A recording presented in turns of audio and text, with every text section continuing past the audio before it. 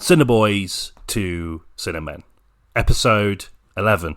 Hello. Hi there. Hope you're well, wherever you are, whatever you're doing. We're back. It's been a short hiatus. Yeah, brief. But, you know, for the fans out there, probably felt a lot longer for them, I'd have thought. Years. Decades. Decades, yeah. We are back this week to talk about John Wick Chapter 4. Yeah. A film that I think sort of casts my memory back to all those decades ago when we were mentioning in our outro that we were going to be discussing this film. When I sort of listened back to it, I got this sense maybe that we were almost gearing up to be disappointed by it, weren't we, a little bit? Yeah, because for some reason. Well, I think back then there wasn't that much reviews out, and not a lot of opinion had been kind of stated about it, and so I was thinking, like, Christ, because we were kind of hung up on the length. I think it is fucking long. It is a longie, yeah. So I was worried about that a lot. So I was quite apprehensive at the time, but we're sort of happy to say actually that our worries were unfounded. Unfounded. It was actually a very enjoyable film. Yeah, really good. Really enjoyed it. I'll leave it at that for now. Yes, yeah. Let's not blow our beans too early doors, shall we? Keanu Reeves' performance was. Yes, so we're going to be talking, of course, or waxing lyrical, I should say, about John Wick Chapter 4. Obviously, not without its issues, but a film that largely delivers on pretty much everything that we've come to expect from the franchise. Yeah, definitely. Yeah. As it's about action cinema, of course, we're going to dabble a little bit in that. I know we've talked about this in different guises, you know, through canon and other things, but I think it's interesting to talk specifically about Western action cinema and how the East essentially put us on the path to having films like John Wick. Yeah. So without further ado, let's load our Glock 17s and get into it. Yeah. Questing the cinematic void. I feel like I have to sort of clarify actually, just before we get into the real meat of it, that we listen back to our own voices for quality control purposes. Yeah. And I just, spend my whole time just listening to ourselves talk about films. Absolutely. Unless I'm making love. Yeah, no, that's different. Which is. I think our listeners will understand. Yeah, I think that's the primary reason I think anyone listens. Yeah. John Wick then. Yes. Before we get into that, as we alluded to in the intro, I want to sort of preface that discussion by talking about how the East saved Western action cinema. Okay.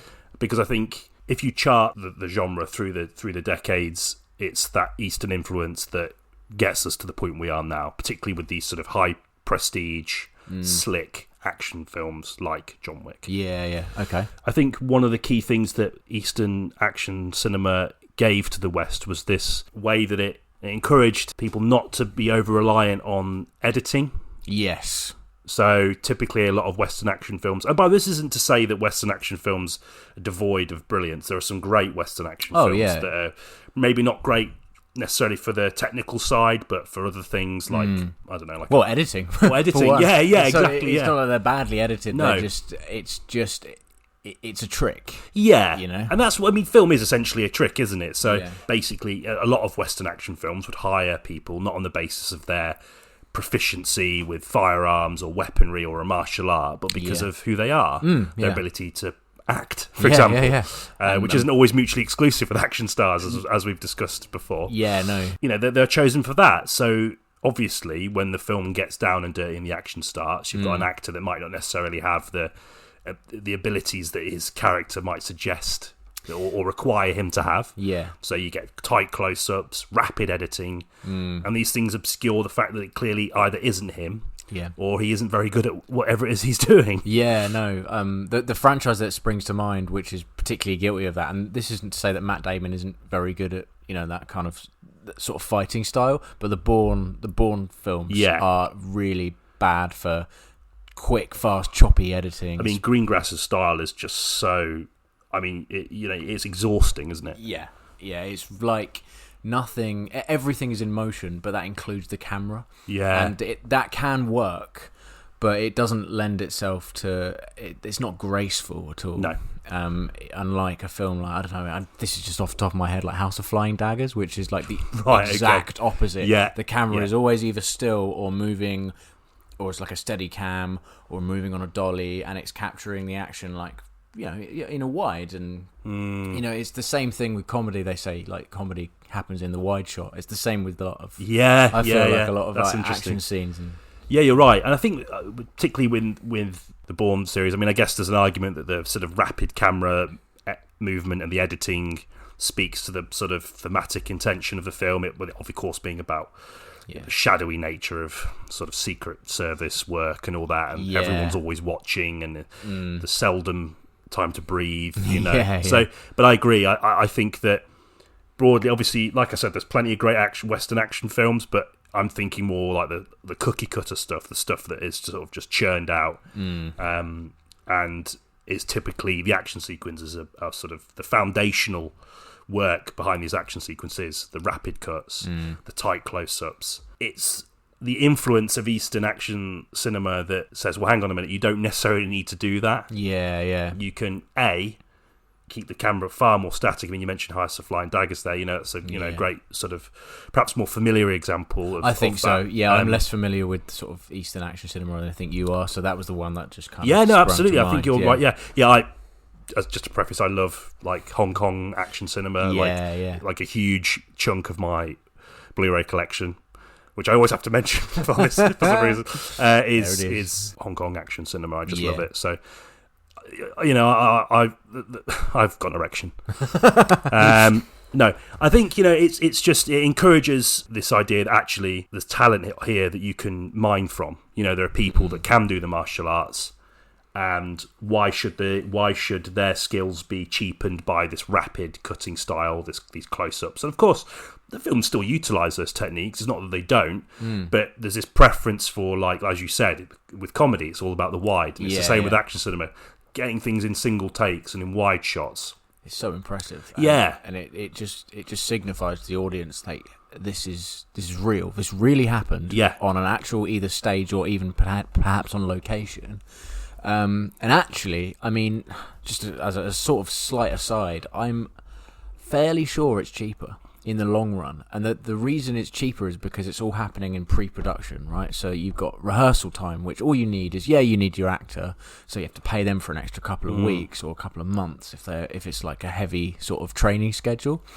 But all you need is like a warehouse somewhere. You don't need a big crew. You don't need to feed that many people, so you can just do extensive rehearsal, get it right on the day because you've planned, and then the editing process, which can be quite expensive in itself, is shortened as well because it's just it's there. I've not thought about that. As it maybe, maybe there is a sort of economic benefit as well alongside.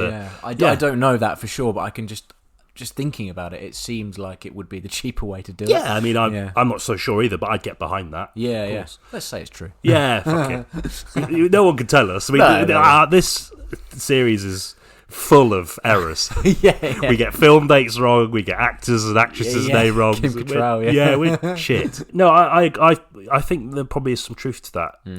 But I think it also just gives action cinema a greater sense of artistry.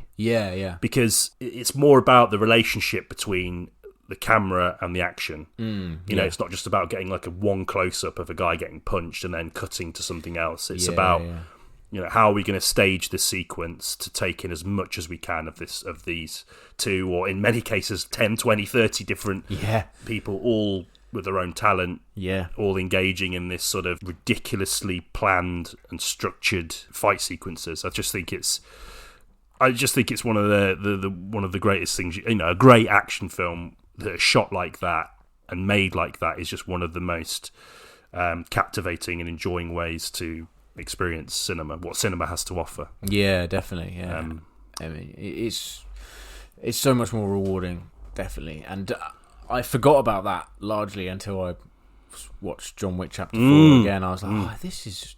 I mean, you can tell it's directed by a stunt coordinator. Because it's just... The camera isn't doing much at all. I mean, it's still beautifully shot, but it's not relying, like you say, on post-production to enhance much, apart from... The sound is probably like massively kind of like structured, but it's wonderful just to see it all there in front of you. Agreed. One filmmaker I sort of think would epitomise someone who brings this style over to America is John Woo. Okay, yes. So, John Woo famously started out making sort of wuxia martial arts movies. Then he starts making action films. I mean, he probably peaked in Hong Kong with Hard Boiled. Okay, yeah. Which is just, for me, one of the great action films, one of the greatest action films ever made. Yeah. And again, it's all about this, the onus is not just on the camera, but it's about blocking and these long takes and meticulous planning. And, and it's funny with these films, there is so much destruction. But to do that properly, there is so much artistry and so much planning and so much dedication. And obviously he loves his, his slow motion, his use of doves. Yeah, right. So, John Woo has tremendous success in Hong Kong, and then comes over to America, and he starts implementing these same techniques in Western films with Western action stars. Yeah. So, okay. I mean, I'm not sure 100% if it is his first film, but one of the first films he made was Hard Target. I don't know if you've seen that with Jean-Claude Van Damme. Oh, I've not, but I have heard of it. Yeah. So it's sort of like a Cajun. I think he plays some sort of Cajun sort of badass martial artist with probably the best mullet of his career, except for maybe Time Cop. And it's just, it's got all the hallmarks of John Woo. Obviously, John Woo has to bend the knee to some extent to Western conventions, because at the end of the day, they want to sell tickets to a Western audience, so they're going to be perhaps a little bit less concerned with some of the artistry than Eastern audiences might be. He did Mission Impossible 2, didn't he? He did, yes. He did. I mean, that might have kickstarted. I know, obviously, it wasn't the first film in the franchise. That was De Palma, wasn't it? But that whole thing with the Mission Impossible franchise was that its staple and its kind of bread and butter is the realism, right? And the fact that the stunts are real. That's almost like an advertising point of like, what has Tom Cruise tried to do to himself this time?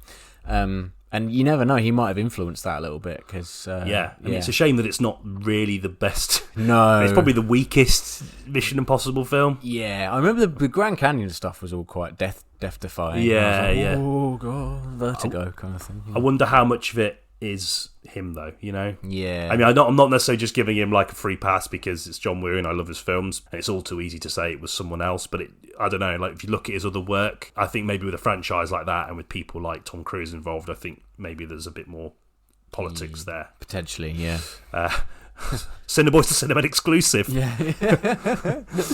John Woo was shat on. Not by anyone, not literally, I mean metaphorically.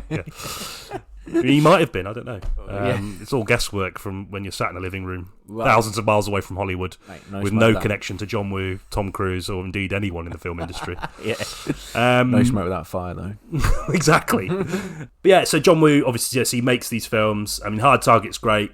It's ridiculous. It's stupid. I think it's one of Van Damme's early film roles. Again, he's coming over to America as well from his native Belgium. Of course. He's got obviously a background in martial arts. Like he does the splits obviously all the time in his films. and he starts building, and then of course you get films. I'm sort of jumping ahead a little bit here, but you get films like Face Off. Oh okay. Which Face Off is a pretty sort of ridiculously Hollywood in lots of ways. But there's lots of motifs of John Woo's work in there. The sort of face stroking and the slow motion and the gunfights. I mean, the way he frames, particularly gunfights. I mean, he started off in wuxia martial arts films that were pretty good, like really good. He's probably most famed for the balletic way that he frames gunfights. Have you seen Hard Boiled? No, I've not seen Hard Boiled. Mate, I'll lend it to you. Because it's you just, as soon as you see that, everything just clicks into place. John Wick is. Is it similar? Is it a police thing? It's like it's a sort of one of those classic sort of Hong Kong sort of things where it's like cops, criminals, and the way they sort of interweave, and then there's just some ridiculous action scenes. Chow Yun-fat. Okay, right, fucking phenomenal in it, and you see that in Face Off. I mean, Face Off's excellent. I love Face Off. Yeah, no, I enjoy Face Off. Good. But the action, you can just see that the slow motion, there's just more finesse to the action sequences. Like if I think about something like, I mean, I know it's a bit early, but Commando. Right, yeah. I love Commando. Like Commando is like one of my top 20 films. Like I'm not and I say that with absolute sincerity. Oh yeah, yeah. But it's not really like a well shot movie. It's not like slick. No, I feel like a lot of the set pieces, they put the camera somewhere and then they just told the camera operator, follow what happens. Yeah, they didn't like, but even like in a film like Face Off, it's the camera moves with intention. Whereas Commando, I remember there being a lot of stuff blowing out of a jungle like on fire, and it's a bit shaky. Yeah. Like, oh god, I better not lose this because I'm going to lose my contract with the production company. Yeah. I get what you mean. It's about scope, isn't it? And it's not necessarily about finesse because one, it's Arnie, and he's many things, but he certainly isn't.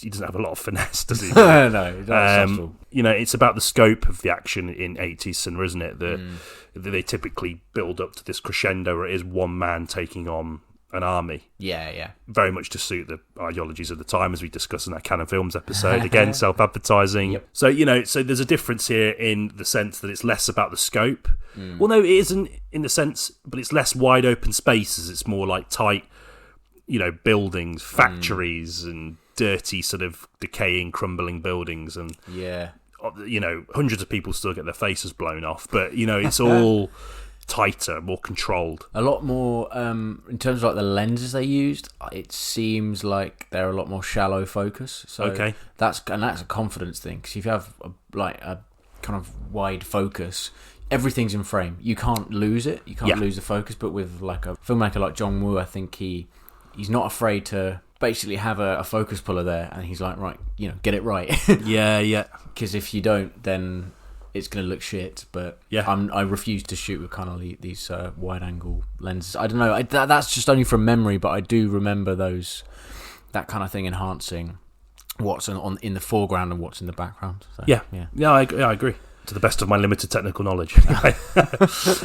And then I guess like we're sort of. There's not really like I don't want to sort of go through every single film, so there'll probably definitely films we've missed out. And again, I want to point out that this isn't me or you, I think, shitting on Western action cinema. Like, we fucking love it. Openly. Oh, yeah. Like, I love the Bourne films, by the way. Like, I really enjoy them. Yeah, I like the really first good. couple, and, so it's not that, that there isn't space for that approach, because that comes with its own merit. Definitely. And its own qualities, I guess. I sort of was trying to think of an action film since John Woo that really jumped out at me, and I remember the one that did was The Raid. Okay, yes. So The Raid is sort of like the revival of this notion that it's the fusion of the action talent with slick cinematography. Not only allows the talent to sort of showcase their ability, but also how action cinema can be sort of approached with a certain level of seriousness. Yes, definitely. That I think, many people probably don't attribute to action cinema, because we mentioned this in our discussion about slasher films. Yeah. And we talked about horror, and we said, didn't we, that horror and action tend to be the genre with sort of the most shit. Yeah. It's got the most shit because it's bargain bin territory. Yeah, right? Like I mean, Seagal. Man, I mean, fucking hell. I mean, he started out pretty good, don't be wrong. I like early Seagal, but some of his new films, there's like a fight scene where he fights sat down on a chair. Do you know what I mean? This guy clearly doesn't give a fucking shit anymore. He just and his films show it. So. Oh, man. So, there are lots of films like that. I guess the reason why The Raid was such an impactful film for me was because it sort of came out of absolutely nowhere. I remember being really hungover, and typically after a night out, I didn't do anything. You just veg. And then my mates were like, "Oh, do you want to go to the cinema?" And I was like, "Yeah, all right. I mean, I guess so." And we all piled on a bus, and we just went and watched The Raid. And I'd seen like little snippets about it, and went in more or less completely blind, and I just came out just completely blown away. And immediately it made me think of John Woo in a way that many action films, certainly action films that we're exposed to in this sort of mainstream, because this is before I went to uni and before I properly got into film. You're only exposed to a certain kind of film if you don't go and look for it yourself. And The Raid really sort of stood up, again, like the things I've mentioned before, that idea that it's all about the ability of the martial arts and showcasing that martial arts, and also showcasing its culture. I mean, this is a style of martial arts, Indonesian. I think it is Indonesian. I was just thinking, where is it originally from? Yeah, Jakarta. Is that the capital of Indonesia? It is, yeah. Yeah, so Indonesian, yeah. I don't know if I think the director's like not from Indonesia. He's Welsh. He's Welsh, that's right. Yeah, but so strange, yeah. He was out there and he fell in love with the martial art. And this is, when you think about martial arts cinema, you think about, Chinese or Japanese martial arts. I mean, they're the two martial arts that have dominated certainly the cultural space since their explosion onto the scene in the late 70s, 80s. So all of a sudden you've got this different martial arts that's, that is incredible to view. Obviously they up the ante and they stylise it for the sake of entertainment. Yeah. But, it just looks incredible. And, Gareth Edwards is clearly a student of cinema as well, in the sense that the way he directs those sequences, again, as I mentioned earlier, he's treating this genre with an artistry. Yeah. Because there are so many films, like we say, that are just cookie cutter and shit, straight to DVD. There's no point fanning around with certain styles and takes. If Steven Seagal wants to sit down, I'm going to frame him sitting down. This is going to be easy. It's maybe a bit harsh to sort of go from Seagal to the Raid. For those that are emphatic Seagal fans, I'm sorry. But I like Executive Decision. Yeah. And Under Siege, that's great. Yeah. I like Under Siege.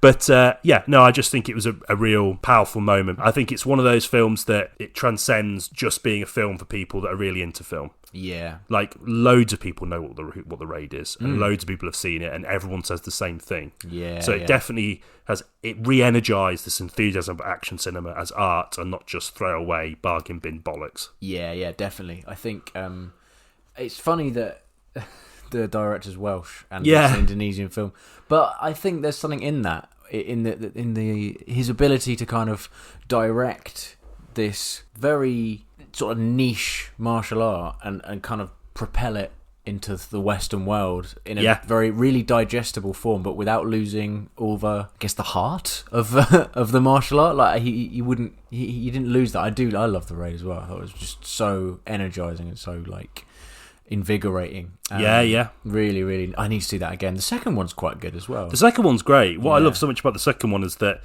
again, in a way that's similar to John Wick, it sort of indulges everything about the original film that made it so good. Whereas the first film is very lean and about this one, essentially this one uncorruptible police officer storming this huge sort of dirty, rotten complex full of, ne'er-do-wells. Is it ne'er-do-wells? Ne'er-do-wells? Ne'er-do-wells. And it's very lean and everything is sort of self-contained. The sequel is just ridiculous. It's so expansive and has all of these mad sort of characters. I remember when I came out of seeing the Raid 2 with the same people I'd seen Raid 1 with, and one of my mates, Jan, actually. Oh, right, yeah. Jan, who hopefully will be coming on soon. Ooh. Yeah. Said that it's almost sort of like a wacky anime. Okay, yeah. Do you know what I mean? And I sort of, my knowledge of anime is pretty limited, but I could sort of understand where he's coming from in this idea that the sort of villains and side characters are sort of characterised by the weapon they use. There's like a character called Baseball Bat Man, and Hammer Girl, Yeah. It's sort of indulging this. It still grounds itself in the gritty criminal underbelly of, I think it is Jakarta, isn't it, where it's set? Yeah. If I remember correctly, it's in Jakarta in Indonesia. But it also has this sort of wackiness that sort of doesn't really offset it. It sort of works. Yeah. And I think that's testament to Gareth Evans. I think so. I think like it's bizarre that quite often when things become more expansive, it's seen as like a cash in. Yeah. And yet with franchises like The Raid and even I'd say John Wick, it doesn't feel like that at all. It feels it's a warranted expansion of a really interesting world that was teased in the first film. It's really I'd not considered that. It's a really good way of phrasing it. Another good Indonesian action film, because what happened was that obviously there was an explosion and there was an enthusiasm for it, and the actors from the the actor from both Raid films, Iko Uwais, I hope I'm pronouncing that, probably not, and Joe Taslim, who was in the first one, they're in a film called The Night Comes For Us, which is on Netflix, which is also really worth a pop. Not seen that one. It's not as, it's very much the same. Right, okay, but it's, again, that ridiculous, the way that I think Gareth Evans also pioneered that style of just turning everything in a scene into some kind of weapon or something that can be thrown into or stabbed with, or The Night Comes For Us is just basically that dialed up to 11, basically. So go, check it out if you haven't seen it. Did you ever play Mirror's Edge? Yeah. Did it come out before or after The Raid? I can't remember. I would want to say Possibly before. Yeah. I don't know. I thought maybe it would be influenced by that because it's similar in certain aspects, but maybe not. Maybe that was just like the parkour craze at that time. Yeah. Sort of 2007. So Yeah. No, I just think that was the first. I mean, obviously before that, it would have been films like Hard Boiled and of course The Matrix. I mean, you can't not talk about The Matrix. Of course, fucking hell. I know. I completely forgot about mentioning The Matrix until just now. That would have been embarrassing if we'd released it without talking about The Matrix. Oh God. Oh dear. Again, a huge moment, and again, invited Western interest more further into Eastern martial arts, Eastern culture. Definitely, yeah. I think the Matrix adapted to it as well. Yeah, the Matrix had like that philosophical edge, which I feel like took it over a little bit. Yeah. And the Eastern influence was definitely there and was meant to be sort of big, bright, colourful at the centre, but it got overshadowed a bit by the philosophy of it, which is equally incredible and really well done, especially in the first one. In fact, maybe exclusively in the first one. yeah. But that's I think the difference between the Matrix and something like the Raid is there's other stuff going on in the Matrix which enveloped it a little bit. Yeah. Did you? So that was our sort of whistle stop tour through action films. But I want to sort of, before we get into talking about John Wick specifically, let's talk about the landscape of Hollywood's action outputs, perhaps with some films that maybe don't hit those heights. Yeah. Because I know you've been chomping at the bit to give some of your hot takes here, so fire away. Yeah, no, it's just what you were saying before about, films having the kind of the balls to take themselves seriously. Yeah. I think that's actually really essential with like action cinema, but you get other films like remember Night and Day, like Tom Cruise, Cameron Diaz vehicle, yeah, stuff like that, and even like The Expendables. There's that nudge, wink, wink, like this is gonna, like and Red and oh god, yeah, that kind of thing. Yeah. It's just like there's something about those which are so almost, they're not light, but they're quite like. It's too nostalgic. I think that's what it is. It's too like. There we go. Nostalgia. I know. It all comes back to this, the Cinema Boys. No, you're right though. In this context, absolutely, to bring it back. I think they just kind of it suggests that there was a golden age, which perhaps there was, but it doesn't feel even remotely like progressive or anything like that. Agreed. It's just Expendables to me will always stand out as one of the biggest wasted or missed opportunities ever. Yeah. I just think, again, I think you're right. I don't think it was treated with the sort of seriousness and that it probably needed. Obviously, you want the sense of humour. It's fucking Expendables. Yeah. You need there to be but everything about it just felt a bit naff. Yeah, it felt like people were coming in, turning up because of what they'd done in the past, and they weren't, and just collecting a paycheck basically. Yeah. Apart from Stallone, obviously, I think it was his baby a little bit. Yeah, he was the driving force, wasn't he? I mean, I think what that needed was it needed some old blood behind the camera. Yeah, someone like Marco Lesto, who directed Commando. Someone like that would have been perfect. Yeah. I mean, I know there's various reasons why he hasn't really been working in Hollywood a lot, but John Frankenheimer, someone like that. Yeah, just someone that can bring a bit of gravitas to it, because I think those action heroes deserve it. I mean, we talk about the influence of the East, and of course a lot of those action heroes are indebted to the East because a lot of them practice martial arts from that part of the world. But they've definitely done more than enough from an action fan's perspective to merit this ridiculous sort of Avengers-esque combination film.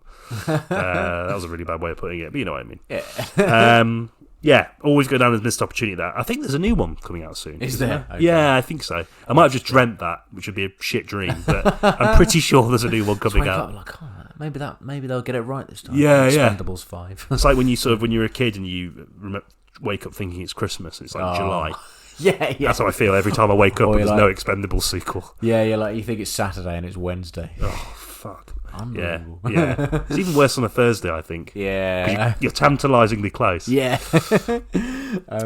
Sorry, a bit of a tangent there. But no, I think those kind of films were becoming a bit, and even Taken did it. Like, do you know? The first one, and that was kind of in a similar-ish vein to John Wick, in that it got people interested in action cinema again, and it was an actor who had previously, maybe having a bit of a career slump, and it was just the sort of thing he needed. But then I remember the sequels just being like, again, like winking at you, being like, remember, this is all happening again, and we're aware of it. And I'm like, well, it's sort of the film that's transformed his trajectory as an actor, because for a while he was in like things like Schindler's List and all that, and now he's like, just seems to be again like almost very close to being a bargain bin basement action star. Yeah, no. This is when he comes out and gets an Oscar-winning performance, and we're fucking idiots for not noticing. The trailer will come out tomorrow for a film that changes his career forever. Or we've just missed a film. You know what I mean? Yeah. So we're going to put that in there just to sort of.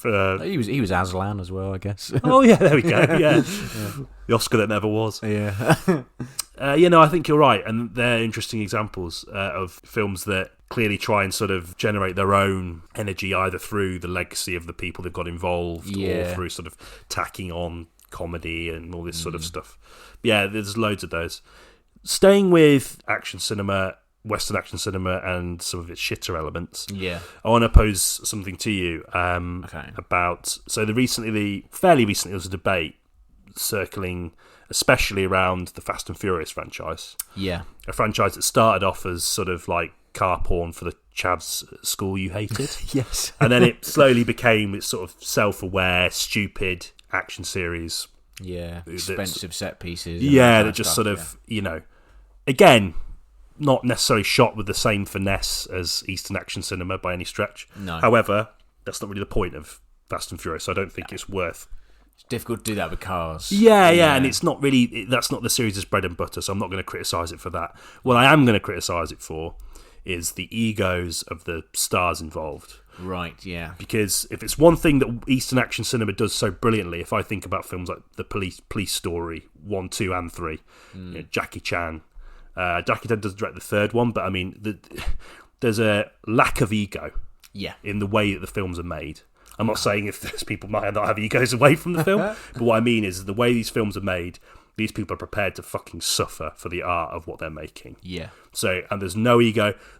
People get fucking thrown through windows, like lobbed off. You've seen the videos, I'm sure, of Jackie Chan reading off this sort of exhaustive list of injuries that he's had in his career.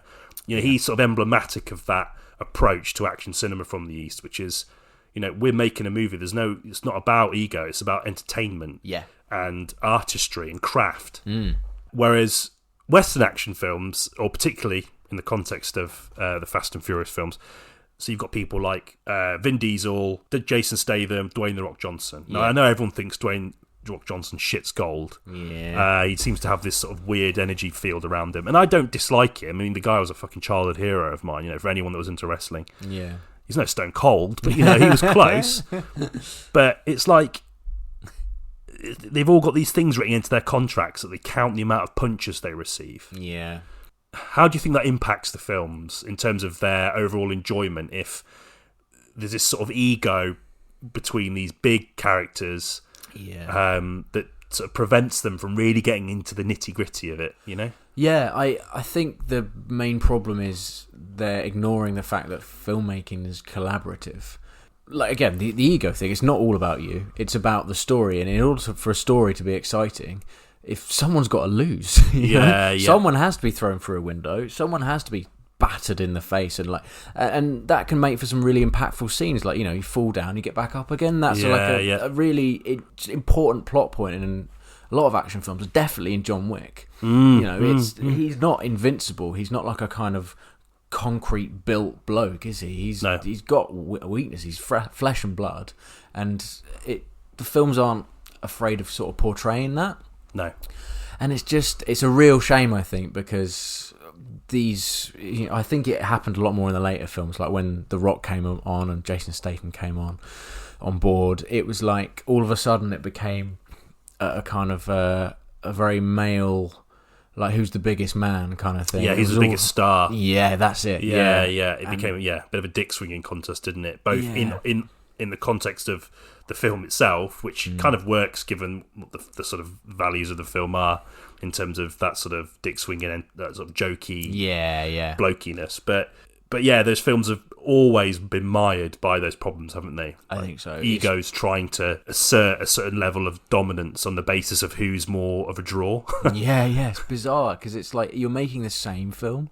Yeah. It's mutually beneficial to all of you if you just fucking, Yeah, just maybe just get along and and choreograph scenes in advance and say, right, you're going to be, if you're worried about looking bad on the screen, discuss it beforehand, and maybe there can be a way where, yeah, you do lose, but there could be a redemptive arc there, and that can make you look good. It's just strange to me how like there's just a focus on winning and doing nothing but winning, and I think the only things that ever really get destroyed in the film are vehicles. Yeah, I swear to God. And obviously there are sort of characters who die in it and characters who leave. But never big ones. No, never the main ones. No way. It's just, I don't know. I lost touch with that franchise a while ago. How many are there now? Is there 10? Yeah, I think there's 9. I've seen all of them up to 9. Because it is just a franchise I find. I'm not sort of trying to give it some intellectual gravitas to justify why I'm watching it. I do enjoy the stupidity of them, and went into space once, didn't they? Yeah, the ego of them is mental, and I think that's part of the thing I found so captivating about it. It's just a group of really powerful men in Hollywood all sort of fighting over the same carcass. Yeah. Some biomechanical carcass. And they're all trying to, like, I don't know, and it's fucking weird. And I think you're right. I think it devalues the whole notion of not only filmmaking as a collaborative process, which I'm sure all of them subscribe to, but I just think that attitude, I just find it really creepy when, they go around always talking about how humble they are, and yet in situations like that, they just, I don't know, this is sort of going a bit further. This is going maybe into like more sort of like a comment on the nature of celebrity, which is something I really feel comfortable doing. But I don't know, I just think it's a bit, it makes me feel like a certain oddness towards them. Yes. I think they just have this sort of impenetrable, sort of godlike thing that we tend to put particularly on people like The Rock. I mean, Vin Diesel, he's obviously, this is the one franchise that he's holding on to like a motherfucker, isn't he? I mean, I'm amazed that he's prepared to finish it. Yeah. Because he doesn't, apart from being a tree in a Guardians of the Galaxy, there's not really a lot else. Oh, maybe Riddick. Or Triple X, Yeah, that he's done sequels to them recently and they haven't performed brilliantly. And then he did that Bloodshot film, which wasn't, by all accounts, wasn't great. I haven't seen it, but yeah. Again, I'm not laying into him. I don't really have that much of a strong opinion about him either way. But I don't know. I think it's really weird that happens, and I think it's a problem that I hope doesn't dog action cinema further, because I don't know. Or maybe it's ridiculous to get too hung up on it on the basis that Fast and Furious is never, as we alluded to earlier, it never pretends to be this sort of prestige action film. No. But if there's no one, if the punches never land, where are the stakes? Like I just that's the big problem with it. The stakes are so minimal. I don't know. I've got a lot of stuff I want to say about Fast and Furious, and I know we've talked about this a lot, but I would perhaps save that for when the films come out. I think there's one coming out this year. Again, maybe I dreamt it. Maybe the same night I dreamt the Expendables dream. I might have dreamt the same thing. I think it is coming out. Or in the same dream. Yeah. Interesting. Yeah. Did you wake up naked? Oh, yeah. Weird. In the middle of the Avon in a canoe, right? Yeah, because I saw you. Yeah. It's just an interesting side point, I think, worth mentioning. Definitely. Shall we? In the context of John Wick, for sure. Yeah, because it all it does for me is elevate John Wick more. Completely, yeah. Because the first John Wick film, franchise talk now, was again another real sort of surprise shot in the arm, wasn't it? Yeah, man. Yeah, big time. I remember when that came out and everyone was talking about it, out of nowhere. And I remember thinking, Keanu Reeves, really? He's done a fair few of these now, and they all seem to come and go really quickly. Bar The Matrix. I mean, there's not a lot exactly. else. I remember thinking, I thought he was done for. But I went to see it with Dan, actually, in Falmouth. Dan McKenzie, our little shout out there. Yes. Fellow Cineboy. And he was like, no, man, go and see it. It's really good. He'd seen it once already. And I was like, okay, well, if he's willing to see it twice, I'll go along with him. I was like, blown away. It was great. Yeah. Really, really, Just simple, stripped down. The stakes are, and this is going back to kind of what we're saying about stakes and kind of plot and how, and the way you sort of project your, the way tension is built effectively. They're always with him. They're with him and his feelings towards, in this case, it's a car and the dog, right? Yeah, yeah. But that's enough for you to be invested in this guy's journey. There's no like world-ending, sort of bombastic kind of like, oh, this building or this country's going to get blown up unless he does this. It's like, no, you just care about the fact that he wants to save his car, and like the dog's already been killed as well. That's the thing. Apparently that was one of the things that they really grappled with. They really grappled with in the sort of script stages. Do we kill the dog or not? Oh wow, okay. And they went with it, which I think was quite a bold move, because the studio, I think it was Lionsgate, they were all saying like, you have to have something for him to chase that isn't a car. They wanted it to be the dog, and the screenwriters were like, no, we've got to kill the dog. This has got to be an emotional journey for him. So yeah, there you go. Oh, nice. Yeah. Sorry, went off on one there. No, I think it's interesting, isn't it? Because it's weird that dogs seem to have like almost more value in cinema than human beings. Sometimes, yeah.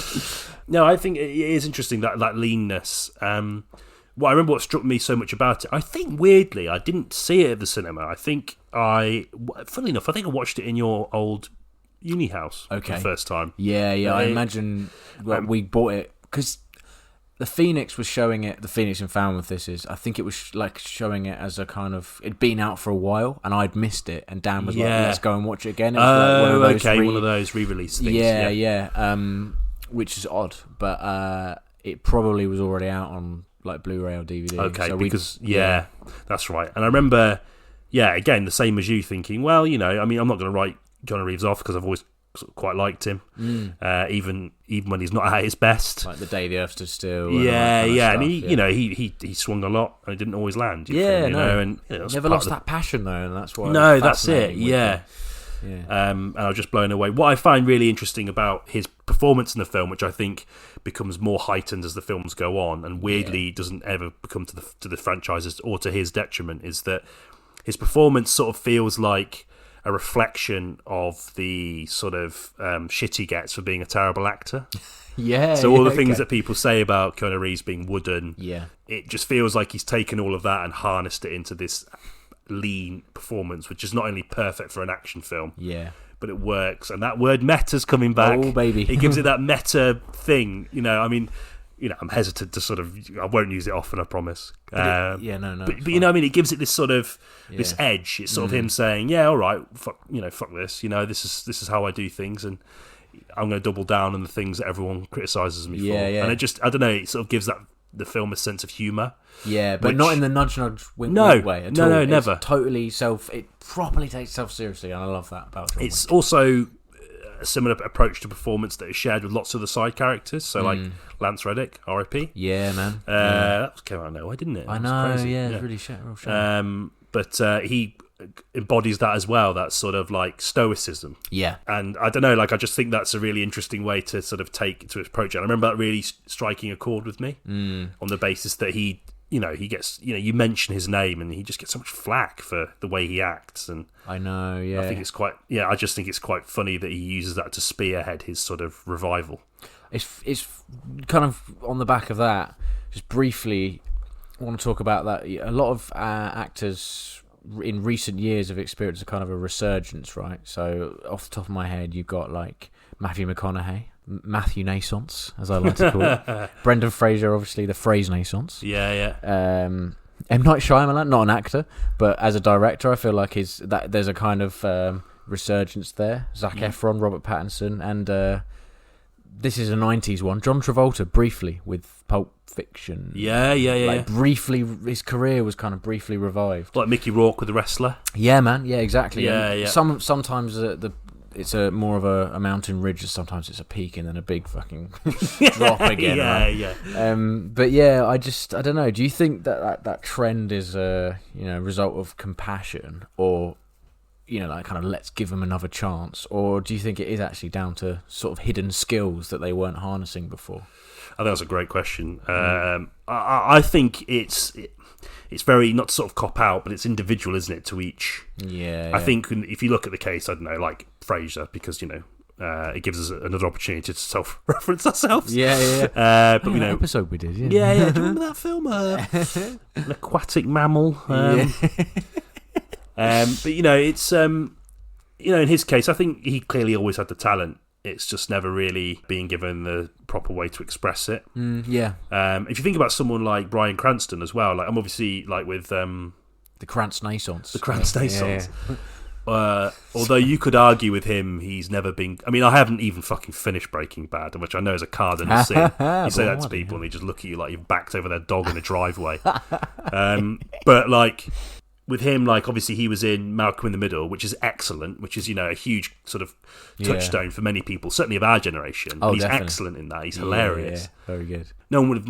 I'm not sure if people necessarily would have said it, but they wouldn't have expected him to become this like one of the most sort of alongside James Gandolfini and maybe a couple of others, the sort of poster boys for the renaissance of television. Yeah, hero villain. It's like interesting. That kind of thing. Yeah. So like, bizarre. I feel like a lot of these actors clearly have already got the chops. Yeah. But it's about the opportunities that they are given, and maybe the decisions they make as well. I mean, you get many actors that are probably quite talented that end up. I mean, talk about Liam Neeson. We spoke about him already. Like, he's clearly a decent actor, you know, and he's got it in him. And I know he did Silence, which is, I guess, fairly recent in the grand scheme of things. But I mean, since then, I've only ever seen him on, like, when I look through Netflix, which I know isn't necessarily representative of his entire career, but there's a lot of shit on there that he's involved in.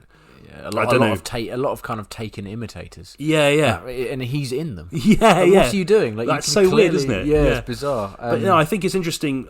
Particularly in the sense with John Wick, Keanu Reeves, that's his real name, is that, he's using what his detractors say about him to propel him forward, and I think that's really interesting.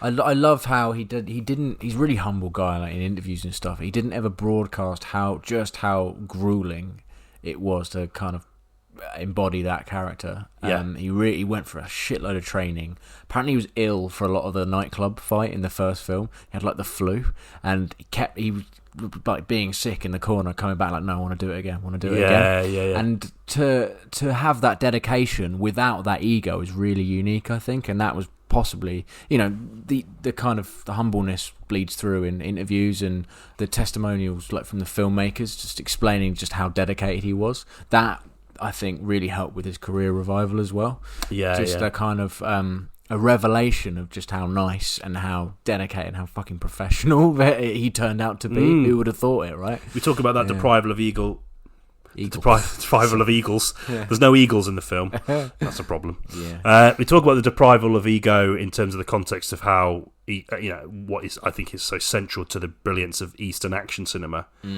And obviously, you can see the fucking influence of Eastern action cinema in John Wick by the martial arts, the confidence in which they frame the talent. That's on screen. But I think that you're absolutely right to mention that lack of ego being central to the brilliance of this film as well. Yeah, definitely. And I really, really loved the first one, and it, what I like about it is it's lean. So lean. I know that things get less lean as they go on. Oh yeah, because absolutely. With the second one, it's it's opening this door to this mythology. It begins, in classic sequel style. It's like, we're going to mythologize the shit out of this now. So there's going to be like this clandestine global assassination network. Slash hoteliers. With Lovejoy in one of them for some reason.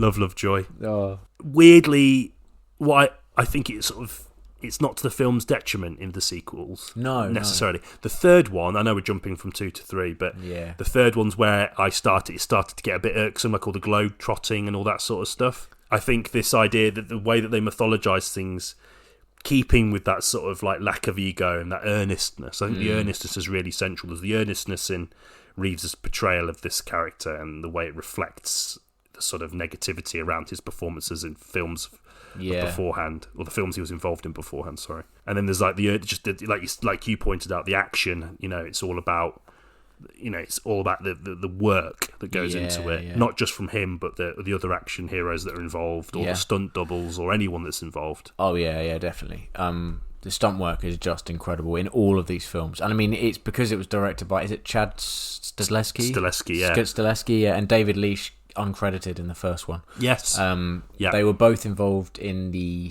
stunt work with the Matrix films. Okay. And there we go then. That makes sense, right? It just shows, and you can tell they've got a lot of skill behind the camera as well. But I think they leave that up to their DOPs quite a lot, and so they're involved in the choreography of the action and things like that. And it just shows so much. Just even the lesser scenes are still amazing compared to quite a lot of sort of other Western action output. Yeah. I'm thinking specifically, with the first one, there's the memorable nightclub scene, which is the kind of. And there's one in the fourth one as well, actually. Which amped up massively. But there's also the bit at the beginning in the house as well, where he's just dispatching 4 or 5 guys who keep getting back up and smashing him through windows and things. And that as well, as an introduction to the fighting style, was just so potent. Love it. Yeah, it is. And the fighting style is really interesting. It's a lot of again, I'm talking with absolutely no martial arts background or understanding, but it's a lot of grapples and throws, and it feels sort of earthy and fairly grounded. Yeah, you think about a lot of martial arts films. Obviously, martial arts films are heightened examples of that martial art. Yeah. In order to make for entertainment. Yeah. Because even I think people that are good at martial arts would attest if there are 2 people that are really good, it doesn't often look that good when they're fighting. No, yeah. I think it's, there's a real sort of earthiness to it. Even obviously it flirts with the sort of flippy, kicky stuff with some of the people he ends up fighting, but it's absolutely fine because it's they're really keen in the way that they draft in talent from other martial arts legacies, I guess, or action film legacies, which they do really well in 4, which we'll talk about a little bit later on. Yeah, 2 and 3, especially 3. There's personal stakes in it. Did take a bit of a backseat. They were never gone, and it was all still grounded and about him. But it became a lot more about the hotel, the assassin, this kind of the criminal underworld in which seemingly everyone that is walking around can just turn into one of these people. I do kind of love that and admire that about the film. It does sort of work that there's no police. There's no police anywhere, and doesn't seem to be the only governing body is the criminal underworld. Right? What are they called? The table? Is it? The table. Yeah, that's right. I thought that was great. It's so self-contained. It's not without the silliness, which I think is they also handle that really, really well. We talk about the sensibility and sense of humour in Keanu Reeves' performance, but I think there's just a general sense of humour in the way that they double down on the action sequences. They double down on the sort of hackneyed dialogue and the stilted exchanges, and the sort of the fact that as the stakes rise, it sort of becomes a bit obscured, and you don't really know what the real driving force is anymore. And but it's all doubled down every time, and you just think, fuck it, I'm not here for that. You know? And there are films that try that and don't do that. They try and think, well, we're doubling down on it so we can get away with it, and it doesn't work. No, imagine even if franchise like Fast and Furious introduced a suit that was bulletproof and yet was able to flap in the wind like a normal suit. Imagine people would call that out. But even though they have a car that goes to space, they were like, I didn't care much for that suit thing. But somehow in the context of John Wick, I totally accepted that as a thing. I can't remember, was it 2 or 3 that they introduced that the bulletproof suits. I love that, and how he blocks his face with it. And it just doesn't it's great stuff. It is great. I don't know why that worked. It just did somehow. They got the tone so right that they were able to introduce something as James Bondy as a bulletproof suit, and I was like, I bought it. Totally bought it. You just buy into it. Yeah, absolutely. I mean, I really like 2 as well. I think 2 is it sort of it expands the mythology, but it's still fairly lean. And it sort of tries to mine his past a bit more, which is what I love so much. But that's where the humour is for me. It's always about how much of a fucking nutter this guy is. He's like a god to the other criminals, isn't he? I keep saying criminals just as I don't really know what they're assassins, aren't they? And I love how that's a really interesting notion that these people that are out to get him kind of revere this guy, and he's kind of a legend, isn't he? A legend of the assassin underworld. It's 2 the one in Rome. It's the one where he has that sort of shootout in the underground. That's brilliant. Right. That's a really good one. I agree with you that 3 got a bit too, I don't know, maybe I think it came out a little bit too soon after the previous one. I feel personally it's the weakest one. Yeah, of the Parabellum. four. Yeah, that's the only one that has the additional added title element. Yeah, Strange. but I mean, it has great moments. There's some really great action sequences. There's a lot. They lend a lot more. I think there's a couple of guys from the Raid in it. Oh, okay, which is always good. Definitely. I just remember thinking that this is great and all, but there is too much zipping around. There's too much time spent in this narrative, like going to all these places all over the world. I just felt that he was better suited in those sort of like rain-soaked, pulpy, sort of concrete jungle sort of locations, that are bathed in neon or car parks with like really good lights. Yeah. Which is interesting because now four, yes. Which the thing that struck out to me immediately, I did catch a trailer, which I try not to do anymore these days because because trailers have sort of become like a movie in themselves, and obviously the more the film wants to make money, the more it will reveal about itself. Yeah. Typically in its marketing run. But I did see a lot of scenes in like deserts again, and I thought, oh, for fuck, I didn't think, oh, for fuck's sake, because I was still going to go and watch it, but it was like, I just thought more of that again is not what I want. Okay, but for some reason in 4, I don't know what it was.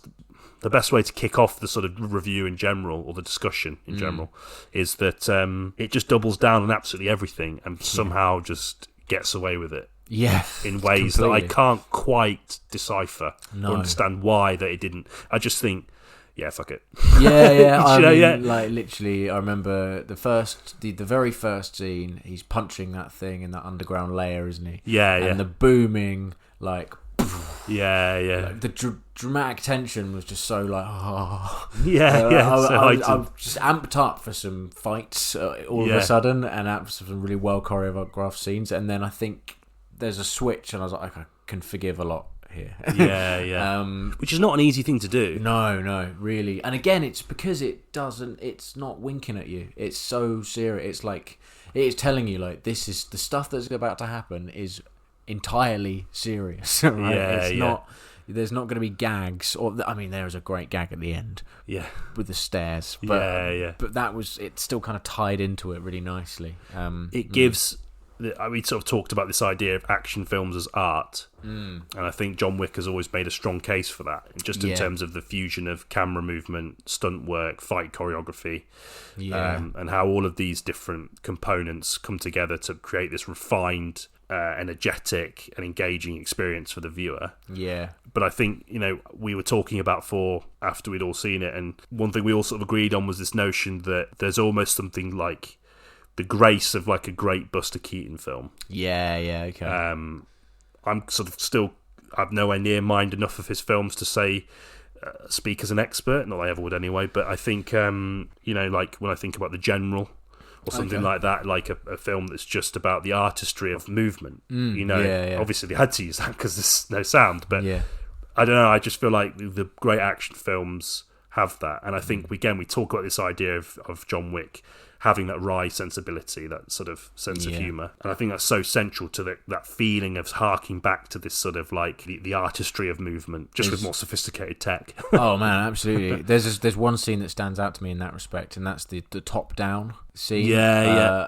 It's just, so not only have you got really complicated, must have taken months to like plan out and realise, like, sort of fight choreography, like insanely complicated. You've also got, I don't know if it was enhanced. It didn't look enhanced. It looks like it was a set. Got a camera pointing bird's eye view down on all the action, and it never leaves the action. So they've got the kind of the placement of the camera to consider as well. And like, it's just all so impressive.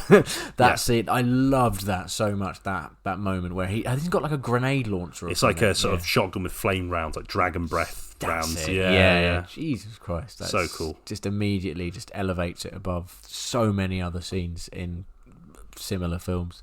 It's weird, isn't it? It's sort of, I remember thinking particularly about that scene, how much video games have influenced action cinema. Yeah, definitely. Because like, obviously video games still it's very much in its infancy. You could argue cinema's in its infancy. It's not really that old. But not really, no. The idea that like a younger medium would have sort of like such an impact on the genre. Yeah. Or sorry, on the medium is something that I think a lot of people perhaps don't acknowledge, but I think certainly in action cinema it's so noticeable. Oh, completely, yeah. And it's that scene in particular. It just felt like like a video game, like a sequence in a video game. Yeah, the way the camera follows John around that, like, I don't even know what it is, like a kind of run-down apartment. Yeah, an abandoned apartment, yeah. Yeah, it is, and it speaks to that generation of people that are used to really good graphics in video games as well. Like, it's not afraid spoiled to... Yeah, completely. But it doesn't feel cheap in that respect. Like, it feels like a homage that's really earned and has been considered really carefully, and just genius. Very good. Yeah, super good stuff, that scene. Great opening fight in one of the Continental hotels as well. Oh yeah, with that blind chap. Yeah. Oh, Donnie Yen, played by Donnie Yen, who of course is it's weird that in his two most recent Western films he plays a blind fella. He's also really? Rogue One. Oh yeah, that's right. Yeah, I don't know what that's about. Yeah, I mean, great. I mean, again, if you talk about the relationship between how indebted Western action cinema is to the East, look no further than fucking Donnie Yen. The guy's a monster, and a star in his own right. I think these people need to be in these films. Yeah, they do. John Wick, as I've said several times throughout, wouldn't exist without people like Donnie Yen. No. Wouldn't exist without John Woo or Jackie Chan or so many of these other great martial artists and action filmmakers from all over the world. Again, it goes back to that lack of ego. That they're involved and they're just merited. Completely, yeah. They just. I mean, John Wick kind of gets mullered by him at the beginning, doesn't he? Yeah, He really does. He gets a run for his money with a guy that can't see. Again, there's no ego there at all. It's a showcase for Donnie Yen's talents, right? It's not a showcase for Keanu Reeves' talents at that moment in time. No. And that happens a lot with a lot of the characters in this film, like Bill Skarsgård. Oh, yeah. So good. I absolutely loved him in this film. He hams it up, doesn't he? Completely. But he's great. Plays a sort of, this ultimate French villainous kind of cake-eating, really posh suit-wearing little piss weasel. I absolutely love it. And he gets a chance to really shine in quite a lot of scenes as well. Arguably even more than John Wick, I think. And sorry, Keanu Reeves. I think he's very the character of John Wick, despite what the title suggests, there's a lot more going on with a lot of different characters that are really fully realised and fleshed out, and that just to the films makes the film so much better. I think there's a lot of action films that have that, don't they? They'll have like a big action star at the centre, typically like someone that's known just for action films, and the villain will typically be played by someone who's more of a sort of actor in their more sort of traditional sense. And that happens quite a lot, doesn't it?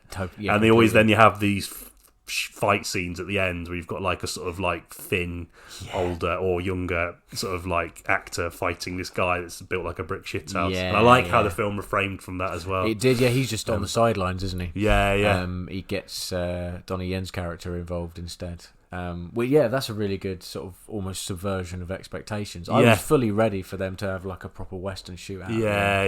And they didn't. That speaks to him as a kind of horrendous character as well. He's a bit of a coward. Really good stuff. Scott Adkins as well, wearing a suit that makes him a bit larger. Yeah, the nightclub. Yeah, drenched in rain, even though it's indoors.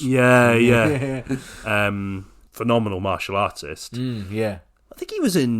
I think he started out his acting career in, I want to say, Casualty? Really? Yeah, I'm pretty sure he was in Casualty. It's a fairly well-established career trajectory. Yeah. From Casualty to John Wick. Yeah, exactly. Yeah, that's where he goes. But he's someone that, despite his talents, seems to sort of be in that straight to Netflix, straight to DVD sort of terrain. That's where he operates. And I just really liked that he was involved in it because he hoaxed it up. Perhaps a bit too much. I think so. I think it speaks to the confidence of the franchise to sort of throw him in. Someone who's clearly got talent and can probably act quite well, but they've just had to have fun with it. He didn't feel out of place. It was a bit much at points. Like I did kind of think at moments, although obviously the film doesn't concern itself with logic or gravity that much. Well, actually, gravity it does, but like real world logic doesn't apply in the same way. No. But I did think, I was like, if this guy is, built the way he is, he's not going to be able to do this stuff. Like, he's just not. He's going to struggle to get up from his desk a little bit. Like, he might need a bit of a hand just even getting up. Yeah. And so that was a little bit much. I agree with you in that sense. But again, it speaks to that confidence, doesn't it? And I sort of, even if I thought, this is a bit of an odd stylistic choice, a bit of a weird thing to do, I sort of thought, fuck it. Again, you just find yourself saying that quite a lot in this film. Do you know what? I was watching, when I went to see the film in cinemas, he came on screen, and I was like, fucking hell, they've got Alfred Molina in this film. I was like, oh, wait a minute. No. From closer inspection, it's Casualty's Scott Adkins. Yeah. But no, he's in lots of weird films. Like, he's been in a couple of films with Michael Jai White.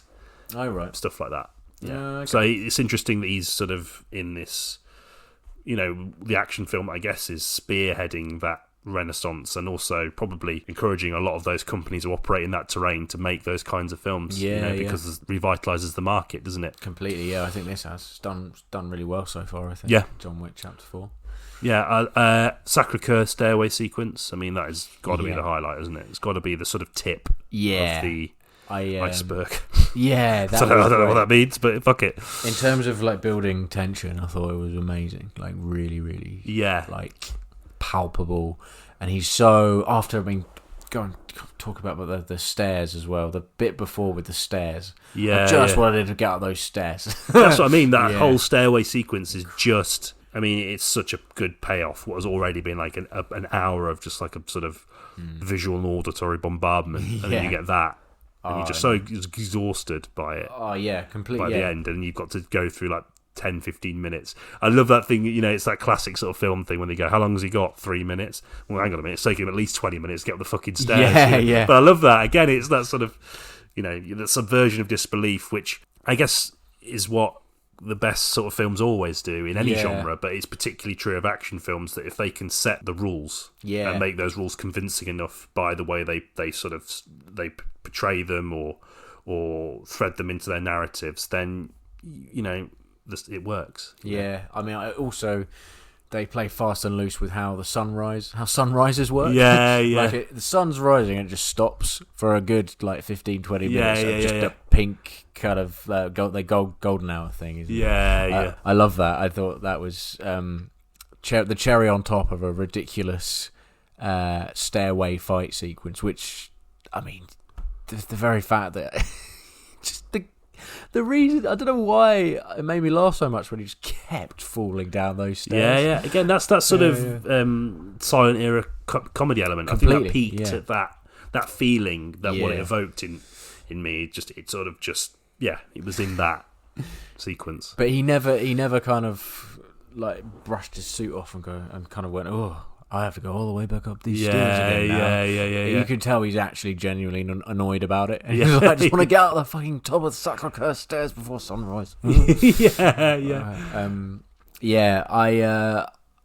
Leaning slightly towards one thing that annoyed me, and I don't think it would annoy... I'd be interested to hear what you think. What did you think about the visual effects at the end of the Sacre-Cœur moment with the clearly green screen, in my opinion? Oh, okay. Because my first kind of thought when I watched it, I was like, they're not going to be able to film at Sacre-Cœur. Like, they just can't. Right, I don't think they can get... Like, I think, they have to up the budget by about 50 million to film there, I think.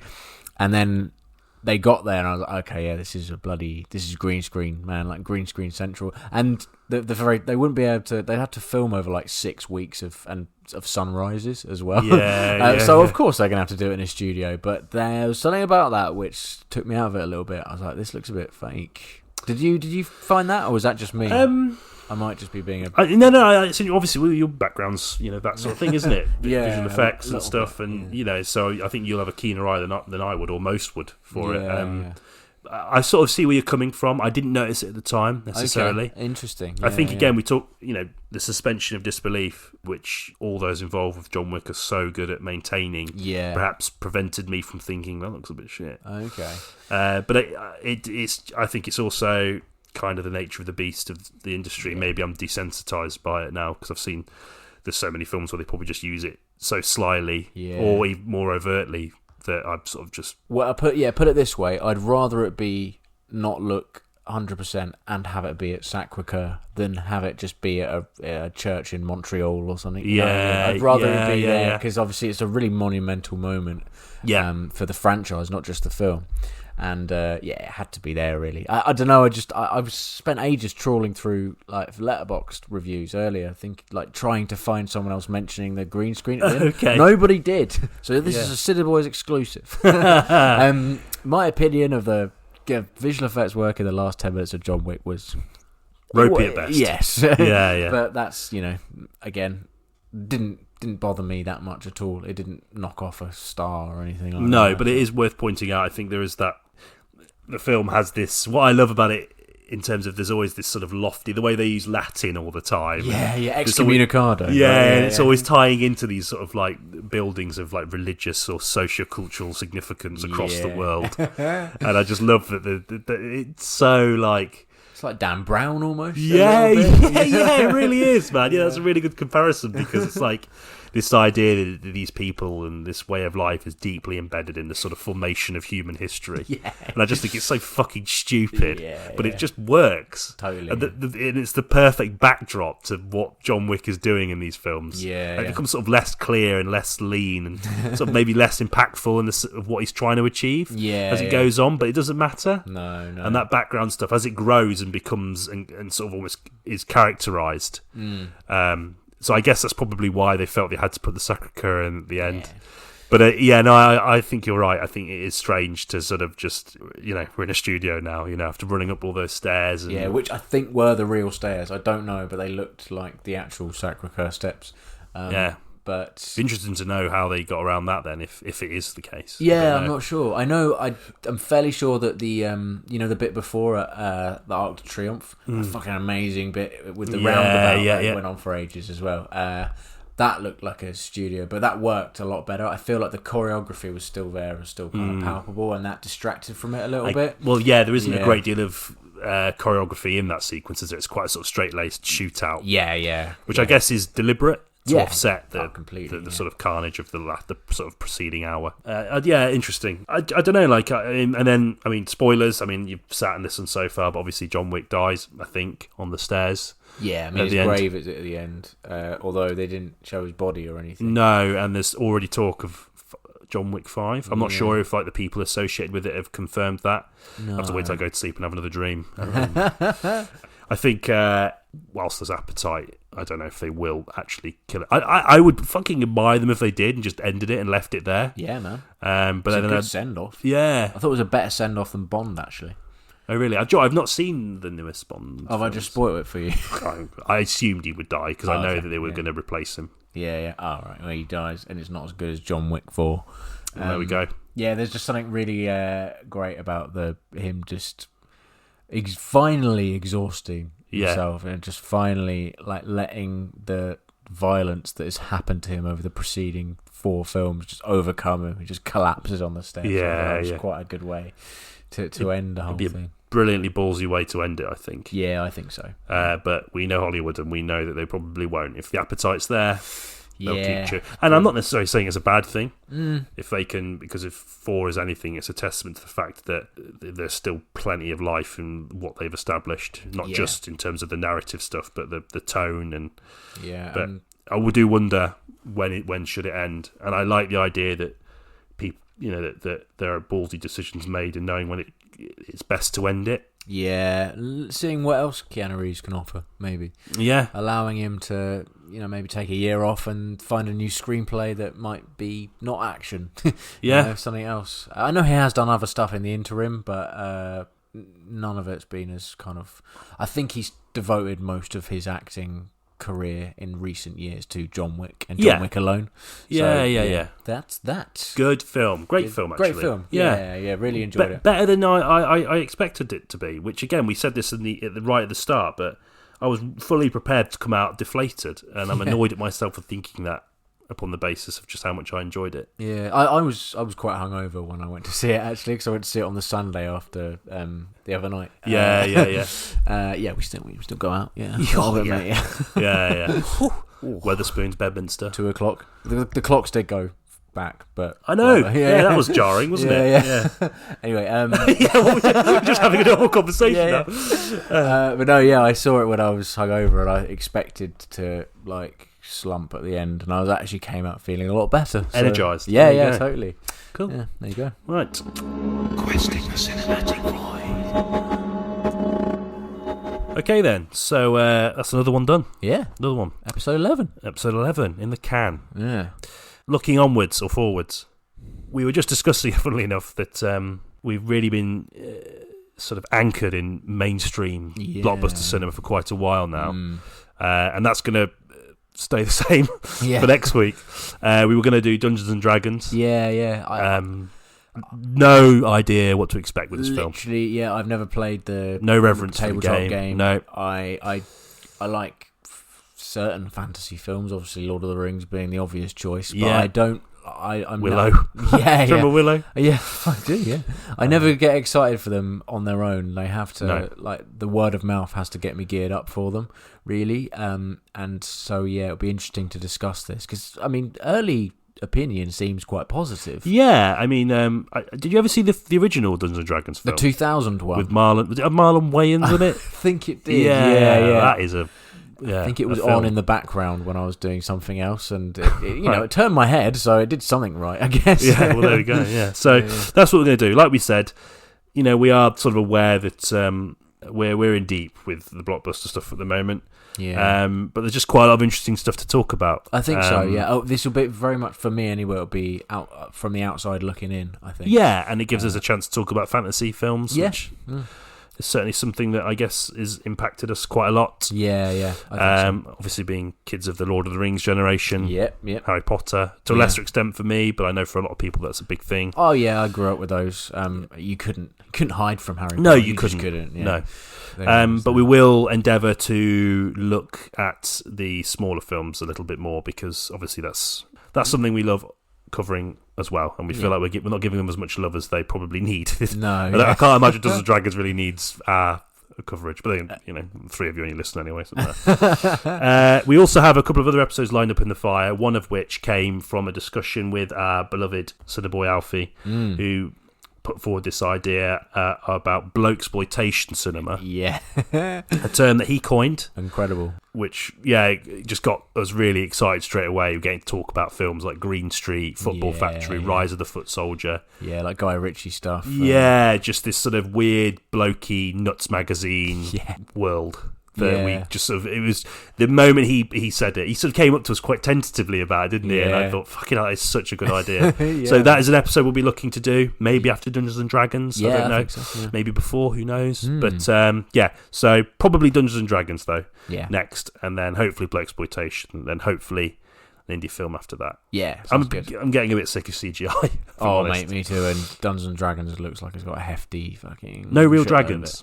No, annoying. Yeah, bit shit. Yeah. Hopefully one day they might bring them well back. be a real one. So, in the meantime, look after yourselves, stay well, and we'll catch you in the next one. See you later. See you later. Bye. Cheers.